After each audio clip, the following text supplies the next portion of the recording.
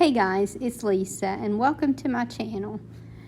Today, because I had some more Bedspring ideas that I wanted to do, I'm continuing that video, and I'm going to start out by making a Scarecrow head to go on a Bedspring. So I'm starting with some warm and natural fabric that I have coffee stained. And now I've cut it into a large circle. Now I didn't measure this. I just drew out a very large circle and stuffed it with polyfill, and then I'll tie that closed. And then I cut out 2 large circles of burlap. Again, I didn't really measure. I just wanted to make sure that my circle was quite a bit larger than the head will be. And then I cut out an X in the center because mine could have been just a little bit larger. That just gave me some play that I could pull it here and there and get it a little bit larger. And then I just took my scissors and cut probably 1/2 inch slits all around the outer edge, maybe 1 inch apart. And then I took the remaining burlap circle and I cut it in half, and that's what I'm going to use for the top of the hat. And then I take the half circle and I make a wide cone. And I didn't mention that I'm using hot glue for this. So once I glue that half circle into a cone, then I glue that onto the top of the hat. As you can see, that makes a very simple Scarecrow hat. And then once I got everything glued in place, then I just took my nails and pulled at the edges of the brim of the hat so that I could create some fraying. And most of you know how easy that is to do with burlap. And I think it's very necessary in this case with a Scarecrow hat, because I think you need that extra fraying to give it a more natural look. And I didn't do a whole lot on this one. I could have done a lot more and still been happy with it, but I was just happy to get a little bit of fraying on the end. And then once I got my hat finished, then I started to work on the face. And Scarecrow faces are very, very simple to make. And what I've done here is just took a little square of tea towel and frayed the edges of it and put it back behind the eyes. And I only do that, I know it's the same color as the face, but I only do that just for some extra dimension in the eyes. I like that fraying around the eyes, and again, that's the only reason that I do it. And then I cut somewhat of a triangle shape with the top cut off of a piece of flannel, and then I just glued that also to the front for the nose. And you could use any kind of fabric you wanted here, and you wouldn't even have to have a print on it, but I just like the look of that. So and then I'm taking a small paintbrush and drawing some black lines to mimic stitching. Now you could actually stitch it. A lot of times with this I will use a black marker. But because I'm using warm and natural fabric, it's too fibrous and it's just really hard. It's hard enough to paint on it without having those little fibers painted, but it's really impossible to do that with a marker. The marker just kind of bleeds out into the fiber. So again, if you don't mind stitching, this would look better stitched. And now I'm just taking a piece of tea towel that I've just torn into strips, and I'm just gluing it around. This doesn't have to be perfect. Actually, the more imperfect it is, I feel like the better it looks. And then I'm just gluing some pleats in a strip of burlap, and that's what I'll glue around the bottom for the collar. And then I didn't show it, but I just stuffed some raffia grass up underneath the hat and glued that in place. And that's what I used for the hair. In hindsight, I probably should have added that before I added my hat, but it didn't have to be perfect at all, so it worked out to just kind of stuff it up under there and add the glue. And that's all that I did to my little scarecrow. And there's no weight on it, so I didn't have to do anything to weight that bed spring down. Now, I thought about making a cornucopia with this bed spring, but I found this little cornucopia in my stash, and it's an old basket, so I just really like the look at it. It has the little legs underneath, but it still worked out in my bed spring, so I just stuffed that down in there, and now I'm going to just kind of stuff my cornucopia, and that makes a perfect little stand for it. Now I am wiring this on because I don't want it to fall over and dump everything that I have in it out, and that'll just kind of sturdy it up more. So once I get it wired in place well, then I just start filling it. And as a filler here for the back, so that I have something light to put my floral up against, I'm just sticking some corn shucks down in there. And then again, I just keep filling it up until I feel like I have enough in it. I don't have a hang tag to show in today's video, but I did get one in the mail that I haven't gotten a chance to open yet, so my next video will have at least one. For those of you who don't know,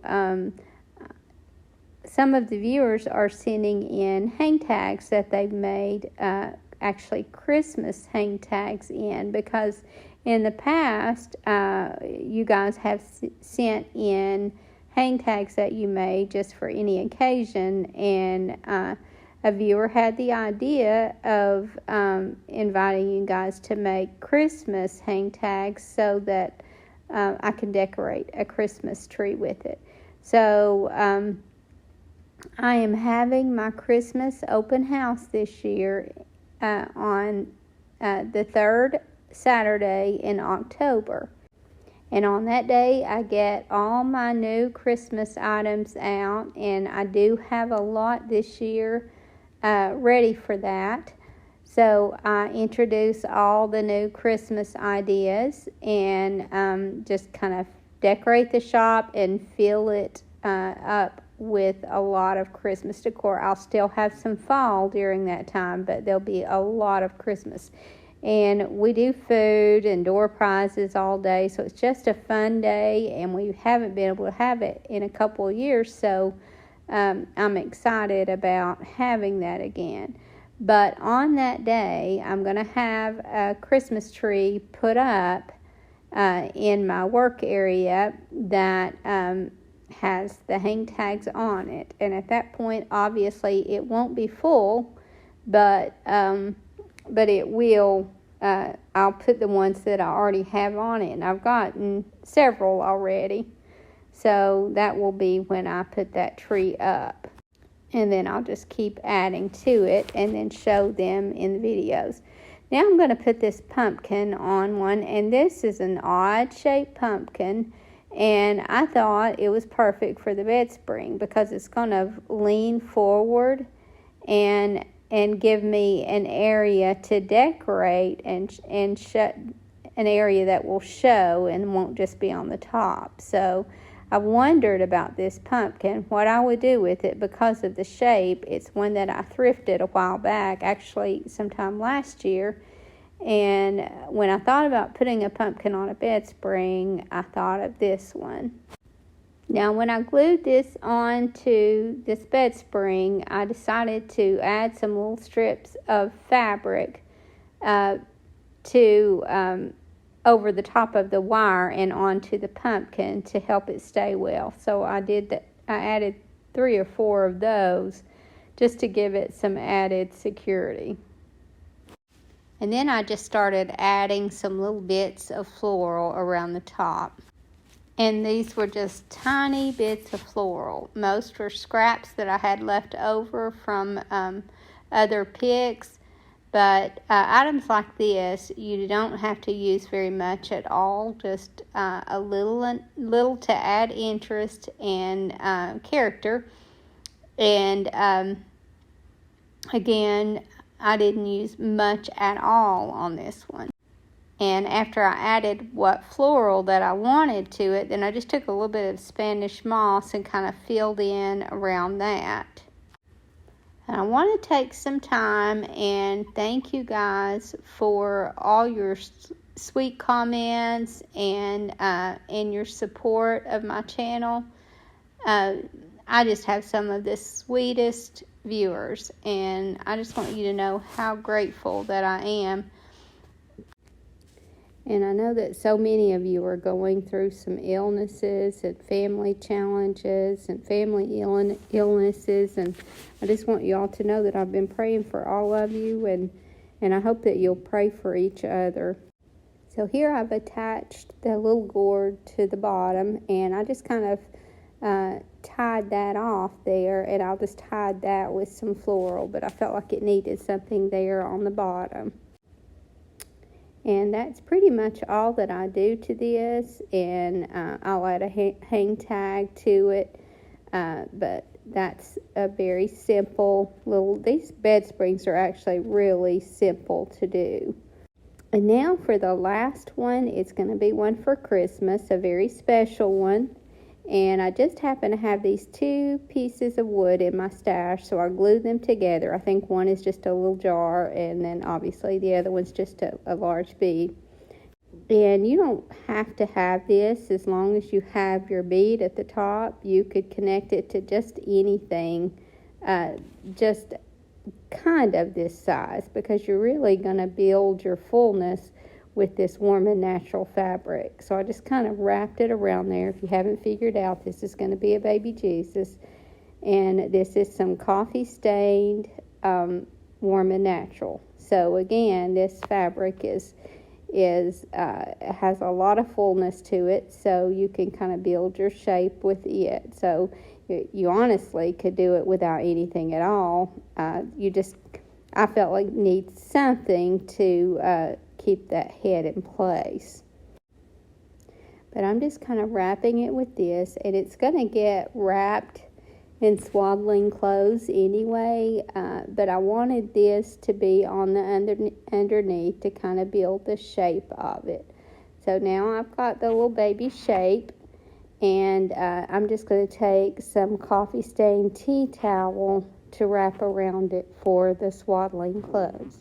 And I tore that out because I wanted it to be really natural looking, and I didn't want that cut edge. And then I cut a piece of burlap and glued that to the top of the spring before I added my baby Jesus.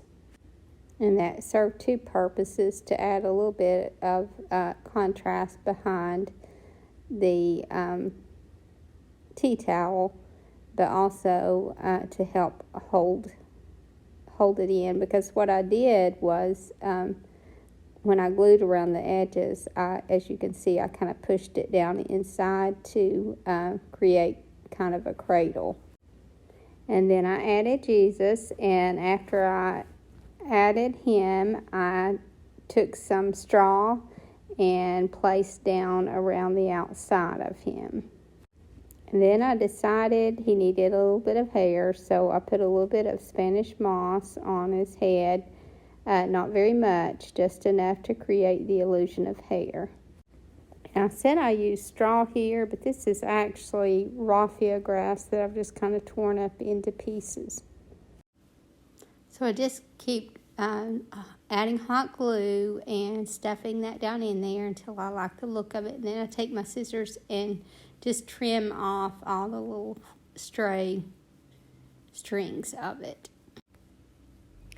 And once I have that finished, then again I take some of the Spanish moss and just glue it to the head. And it just kind of looks like curly hair. And again, I don't put much on it.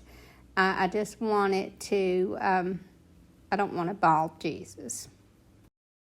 So here I am trimming all the excess off that I don't like the look of on the raffia grass. And then I just take a very small piece of that Spanish moss and glue it to the head.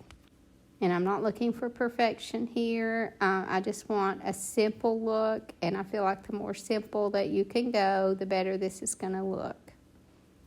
But he does need a halo. So I just took a little piece of clothesline and I cut it the length that I needed to make a circle for the halo. And the reason that I'm using clothesline is because it's a smoother look, and it'll be easy for me to add some gilding to, because what I'm going to do is just kind of rub some gilding over it. I want a lot of the white to still show, but I want that gold look, just a little bit of a gold look, so that it looks more like a halo. So here I've just hot glued this together, and I hold it until I know that it's holding good, and then I just take my finger and rub some of that gilding wax on it until I get the look that I want.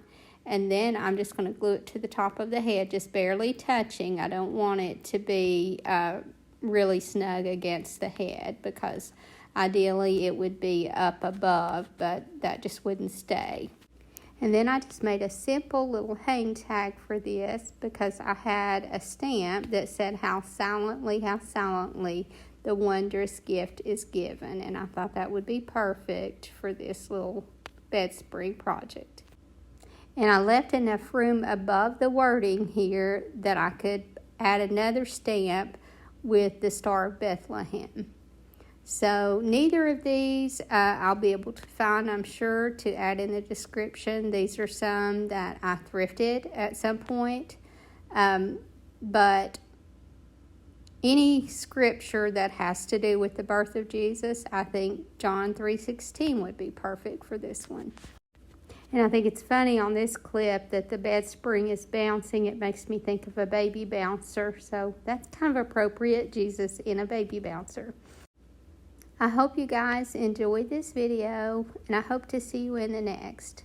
Thank you so much for watching. Have a great evening, and God bless you and your family.